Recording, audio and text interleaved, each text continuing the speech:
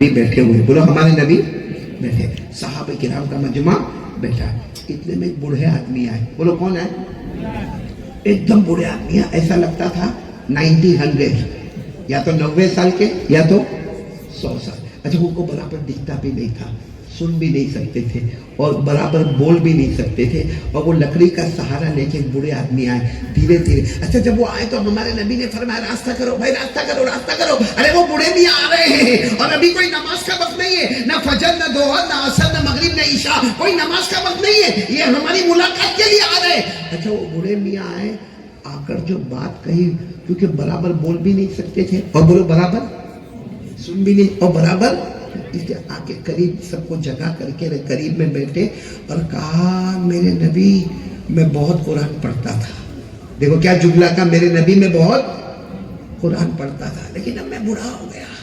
کہا اللہ کے رسول میں اتنا بوڑھا ہو گیا کہ میرے کو برابر نظر بھی نہیں آتا. اچھا وہ زمانے میں چشمے تھے؟ ارے بولو نا, زمانے میں چشمے تھے؟ موتیے کا کیسے کا آپریشن ہوتا تھا نہیں, تو بیچارے کہنے لگے میں بوڑھا ہو گیا, میرے کو برابر نظر نہیں آتا, میرے ہونٹ بھی موٹے ہو گئے, میں برابر بول بھی نہیں سکتا اور میں برابر سن بھی نہیں سکتا. اس سے میرے نبی آپ کو زور سے بولنا پڑے گا, لیکن میں اتنا بتانے آیا ہوں کہ پہلے میں قرآن بہت پڑھتا, اب میں زیادہ نہیں پڑھ سکتا, تو آپ میرے کو بتاؤ میں کیا پڑھوں. میں ابھی زیادہ نہیں پڑھ سکتا, دیکھ لے, کیونکہ قرآن دیکھ کر پڑھنا ہوتا ہے. وہ زمانے میں آپ کو معلوم ہے پتھروں پہ قرآن لکھا ہوتا, لکڑوں پہ قرآن لکھا ہوتا, چمڑوں کے اوپر قرآن لکھا ہوتا, پتوں پہ قرآن لکھا ہوتا. تو کہا کہ وہ زمانے میں پرنٹنگ تھوڑی تھی, پریس مشین تو تھا نہیں. کہا میرے کو پڑھنے میں بہت تکلیف ہوتی ہے, سننے میں بھی بہت تکلیف ہوتی ہے اور دیکھنے میں بھی بہت تکلیف ہوتی ہے, آپ مجھے بتاؤ مجھے کتنا قرآن پڑھنا. اچھا دیکھو قرآن کتنا امپورٹنٹ ہوگا. ہمارے نبی یہ بھی تو کہہ سکتے تھے تم بوڑھے ہو گئے جاؤ گھر میں جا کے آرام کرو, کہہ سکتے تھے, لیکن ہمارے نبی نے یہ نہیں کہا, بلکہ ہمارے نبی نے کہا ایک کام کرو, پہلے تم بہت قرآن پڑھتے تھے اب بوڑھے ہو گئے, ایک کام کرو روزانہ ذوات الراء پڑھ لینا. کیا پڑھ لینا؟ نہیں سمجھ میں آیا ہوگا. ذوات الراء یعنی قرآن کی ہر وہ سورت پڑھ لو جس کے شروع میں را, بولو جس کے شروع میں را. جیسے سورہ یوسف آپ دیکھو گے کیا آتا ہے, الف لام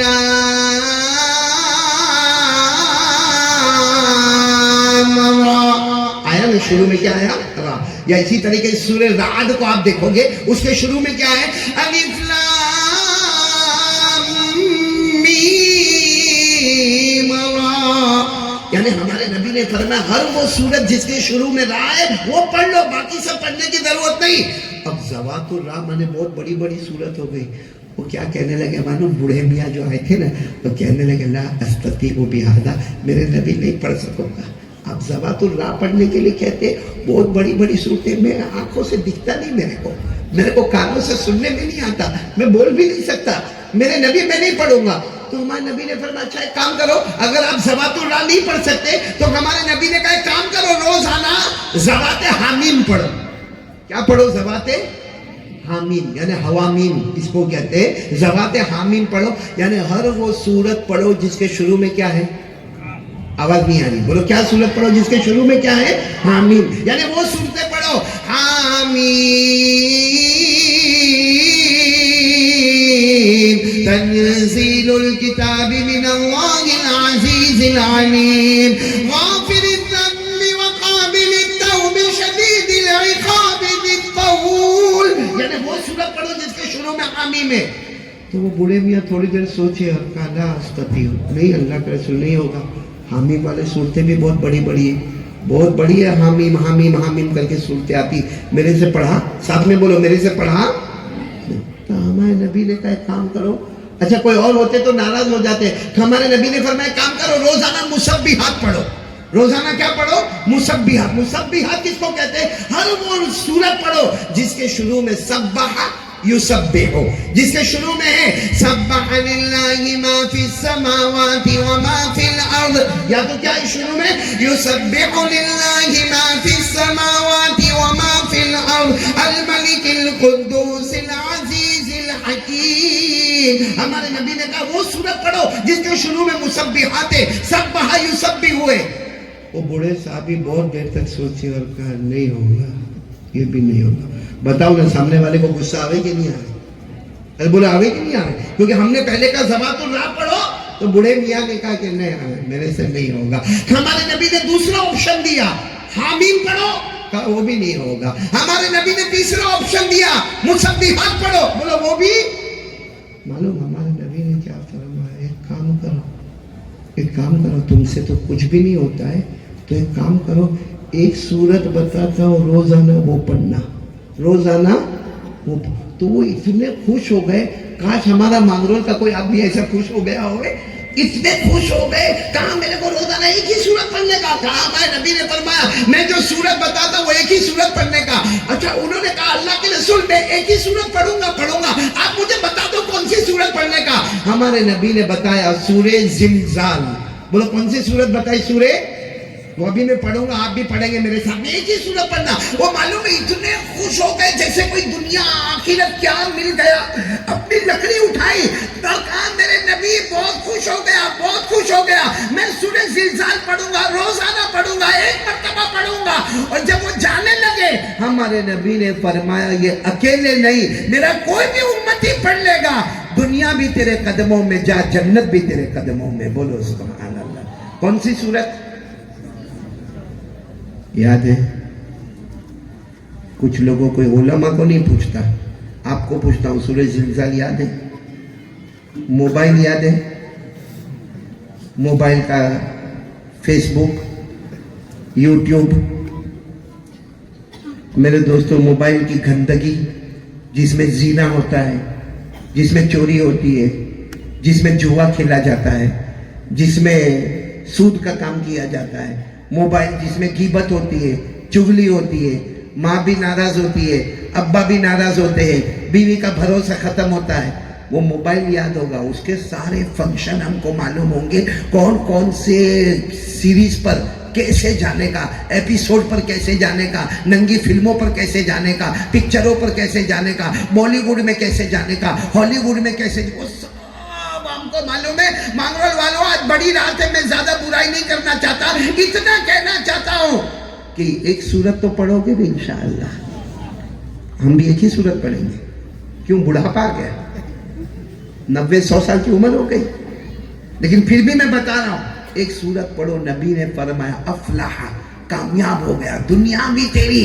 ہمارے نبی نے فرمایا آخرت بھی تیری, جنت بھی تیری. کون سی سورت؟ سب میرے ساتھ میں پڑھو گے. اذا زلزلت الارض زلزالها واخرجت الارض اثقالها وقال الانسان ما لها يومئذ تحدث اخبارها بان ربك اوحى لها يومئذ يصدر الناس اشتاتا ليروا اعمالهم فمن يعمل مثقال ذرة خيرا يره ومن يعمل مثقال ذرة شرا يره. ہمارے آقا صلی اللہ علیہ وسلم نے فرمایا یہ سورت پڑھ لے, کوئی بھی پڑھ لے, دنیا بھی تیری ہوگی, جنت بھی تیری ہوگی, آخرت بھی تیری ہوگی. پورا مجمع آج ارادہ کرے, کون کون قرآن کی تلاوت کریں گے؟ بولو انشاءاللہ. آپ کے پاس وقت ہوتے ایک اور. هو سماکم المسلمین, اللہ فرماتے ہیں میں نے تم سب کا نام مسلمان رکھ دیا. بولا ہمارا نام کیا ہے؟ مچھلی کھا کے ٹھنڈا ٹھنڈا بولتے ہو, ذرا بلند آواز سے کہو ہمارا نام کیا ہے؟ مسلمان. اللہ نام بتا دیا. اللہ فرماتے میرے بندے مطمئن مت ہونا, نام بتایا ہے, کام باقی ہے. اللہ قرآن کریم میں کام بتاتے ہیں. اللہ فرماتے میرے بندے یاد رکھ, نام مسلمان ہوگا لیکن کام کیا ہوگا؟ اللہ نے فرمایا ما آتاکم الرسول فخذوه وما نهاکم عنه فانتهوا واتقوا اللہ ان اللہ شدید العقاب. اللہ فرماتے میرے بندے نام مسلمان ہو گیا, کام میرے مصطفیٰ کی فرما برداری کرنا ہوگا. کہو صلی اللہ. نام مسلمان ہو گیا, کام اللہ کے نبی کا دامن. اللہ ملے گا کیا؟ اللہ مسلمان نام ہو گیا, کام آپ نے بتا دیا, مقام کیا ہوگا؟ آ جاؤ سورہ کہف میں. اللہ فرماتے ہیں ان الذین آمنوا وعملوا الصالحات كانت لهم جنات الفردوس نزلا خالدین فیہا لا یبغون عنہا حولا. اللہ فرماتے ہیں اگر مومن بن کر جیے, اگر میرے مصطفیٰ کے دامن کو تھاما تو ایسی جنت عنایت کروں گا جس کو میں نے خود اپنے ہاتھوں سے بنایا ہے. کہو سبحان اللہ. اللہ فرماتے اس جنت کا نام جنت الفردوس ہے. اللہ کیسی جنت ہوگی؟ اللہ فرماتے میرے بندے اچھا, ما لا عین رأت ولا اذن سمعت ولا خطر علی قلب بشر, میرے بندے ایسی جنت عنایت کروں گا جس کو نہ کسی آنکھ نے دیکھا ہے, جس کو نہ کسی کانوں نے سنا ہے, نہ کسی کے دل پر اس کا وہم و گمان گزرا ہے. او میرے پیارے بھائیوں, ہم دبئی جاتے ہیں, بڑی بڑی بلڈنگیں دیکھتے ہیں, بڑے بڑے برج دیکھتے ہیں, ہماری آنکھیں پھٹی کی پھٹی رہ جاتی ہے. حالانکہ اس کو بنانے والا کون ہے؟ انسان ہے. انسان کو دماغ دینے والا کون؟ بلند آواز سے کہو بھائی, دماغ دینے والا کون؟ اللہ کے دیے ہوئے دماغ سے جب آدمی اتنی عالیشان بلڈنگیں بنا دیتا ہے, اتنے اچھے باغات بنا دیتا ہے, کیا کہنے میرے اللہ کے, اللہ نے اپنی قدرت سے جنت الفردوس کو کیسا بنایا ہوگا. لیکن وہ جنت کب ملے گی؟ اب بہت پیاری رات ہے جس کو لیلۃ الصدق بھی کہا جاتا ہے, یعنی دستاویز والی رات. جنت الفردوس میں اپنا دستاویز کرائیں گے, کہو انشاءاللہ. لیکن اس کے لیے صرف نام کا نہیں, کام کا مسلمان بننا پڑے گا. آج ہم سب نام کے مسلمان ہیں, کام کے مسلمان نہیں ہیں. ہماری زندگی میں اللہ کے نبی کی اطاعت نہیں ہے, 5 وقت کی نماز نہیں ہے, تو کیسے اللہ ہم کو جنت الفردوس عنایت کریں گے؟ کہ ہم نے اللہ کے نبی کے فرمان کو سنایا ہوتا تو ہمارے بچے پکچرز کے ہیرو کے ڈائلاگ نہیں بلکہ ان کی زبانوں پر پیارے آقا کی پیاری پیاری حدیثیں ہوتی. ارے خود اللہ ہمارے نبی کے مقام کو بتا رہے ہیں, وَرَفَعْنَا لَكَ ذِكْرَكَ, محبوب ہم نے آپ کے مقام کو بلند کر دیا. اللہ کیا فرماتے ہیں محبوب؟ ہم نے آپ کے مقام کو بلند کر دیا. اللہ ہم فرما رہے ہیں, اللہ آپ تو احد ہے, آپ تو یکتا ہے, ہم ہوتا ہے جمع کے لیے. اللہ آپ تو یگانہ ہے, آپ تو احد ہے, آپ تو لا شریک ہے, آپ تو وحدہ ہے. اللہ ہم جمع کے لیے ہوتا ہے. میرے پیارے بھائیو علماء کرام سے پوچھو, اللہ نے قرآن کریم میں ہم اپنے لیے جمع کا صیغہ ہر اس جگہ پر استعمال فرمایا جہاں کوئی بڑے دعوے والی بات تھی. بھائی بات سمجھ میں آ رہی ہے؟ یعنی اللہ فرماتے یہ کام میرے علاوہ کوئی نہیں کر سکتا. اللہ نے فرمایا اِنَّا نَحْنُ نَزَّلْنَا الذِّكْرَ وَإِنَّا لَهُ لَحَافِظُونَ. اللہ فرماتے ہیں قرآن ہم نے نازل کیا اور ہم ہی اس کی حفاظت کرنے والے ہیں. ایک جگہ اللہ فرماتے ہیں اِنَّا أَنزَلْنَاهُ فِي لَيْلَةِ الْقَدْرِ, ہم نے قرآن کریم کو لیلۃ القدر میں نازل فرمایا. ایک جگہ اللہ فرماتے ہیں اِنَّا اعطیناک الکوثر, محبوب ہم نے آپ کو کوثر عنایت فرمایا.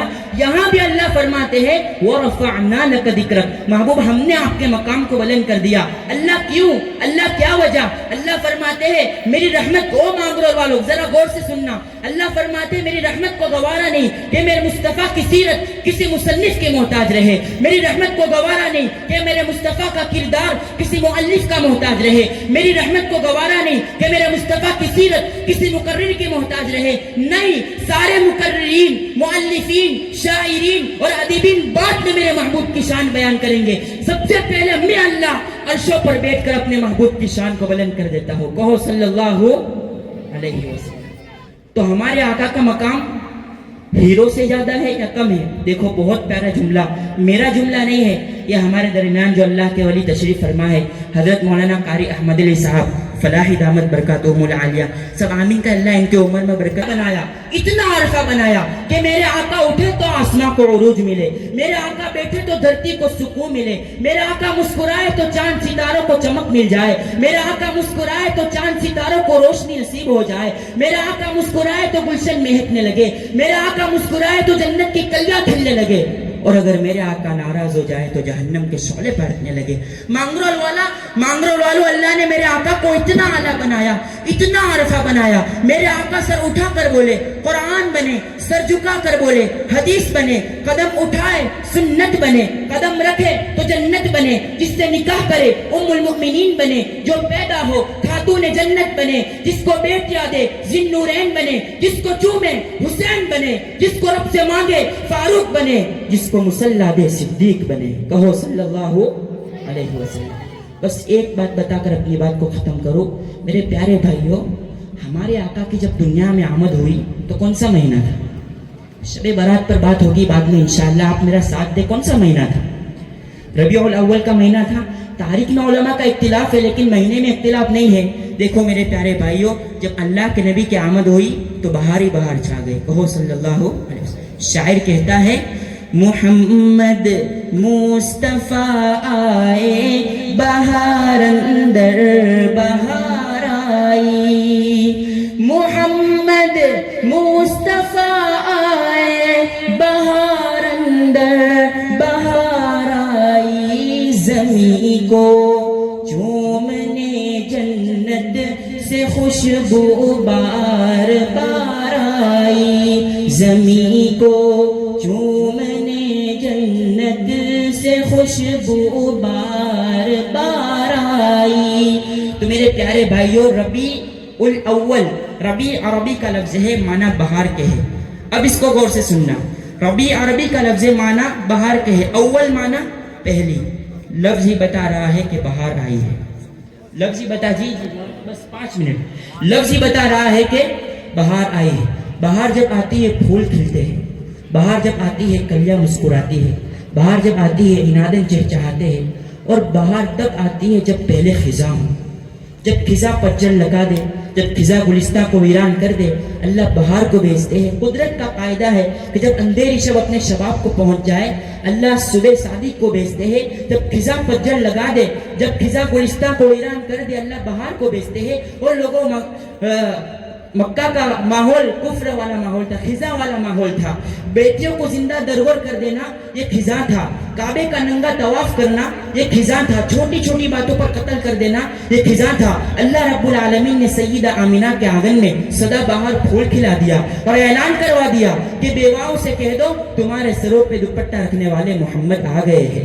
یتیموں سے کہہ دو کہ تمہارے آنسو پوچھنے والے محمد آ گئے ہیں. روتے ہوئے سے کہہ دو تمہیں ہنسانے والے محمد آ گئے ہیں. اجڑے ہوئے سے کہہ دو تمہیں بسانے والے محمد آ گئے ہیں. گنہگاروں سے کہہ دو تمہیں پاک کر کے جنت کا وارث بنانے والے محمد آ گئے ہیں. تو پھر میں کیوں نہ کہوں کہ وہ صبح ربیع کی سحر کا اجالا، وہ جس کو بہاروں نے صدیوں میں پالا. توجہ، وہ جس کو بہاروں نے صدیوں میں پالا، وہ صبح ربیع کی سحر کا اجالا، وہ جس کو بہاروں نے صدیوں میں پالا، جسے حق نے خود آپ سانچے میں ڈالا، وہ جس نے اندھیروں سے ہم کو نکالا، وہ برکت کا پرتم و رحمت کا چھالا، وہ آدم تا عیسیٰ سبھی کا حوالہ. فلک جان سورج ستارے گواہ ہے، زمین کے ہنسی سب نظارے گواہ ہے. وہ آیا ہے جس نے جہاں کو سنبھالا، حسن کی نزاکت امنگوں کی مالا. وہ ہر نوری بشری سے بہتر و بالا، جو سمجھے تو کوئی اسے ہوش والا. وہ ہر معجزے میں نبیوں سے اعلیٰ، وہ تقویم اصل میں سب سے نرالا. وہ آدم نے اپنی نگاہوں میں دیکھا، وہ تخلیق قدرت کی باہوں میں دیکھا.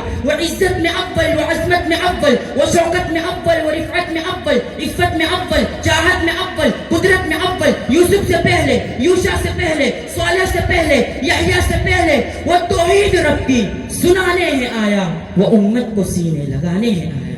کہو صلی اللہ علیہ وسلم. اب میں آپ سے سوال کرتا ہوں، کیا ہیرو کا مقام اونچا ہے یا ہمارے نبی کا مقام اونچا ہے؟ تو کس کے دامن کو تھامیں گے؟ میرے پیارے نوجوان ہاتھ اوپر کر کے کہے کہ انشاءاللہ مصطفیٰ کے دامن کو تھامیں گے. تھامو گے انشاءاللہ؟ جو باتیں کہے گے رب تعالیٰ سب سے پہلے مجھے عمل پیرا بنائے. اللہ آپ کو بھی عمل کرنے کی توفیق عنایت فرمائے. میں حضرت سے معافی چاہوں گا، وقت زیادہ ہو گیا. حضرت کی شان میں ایک اشعار پیش کر کے اپنی جگہ لیتا ہوں. شاعر کہتا ہے کہ وہ جب بھی ملتا ہے اس کے ملنے کا انداز جدا ہوتا ہے. وہ جب بھی ملتا ہے اس کے ملنے کا انداز جدا ہوتا ہے. چاند 100 بار بھی نکلے نیا ہوتا ہے. وآخر دعوانا الحمدللہ رب العالمین.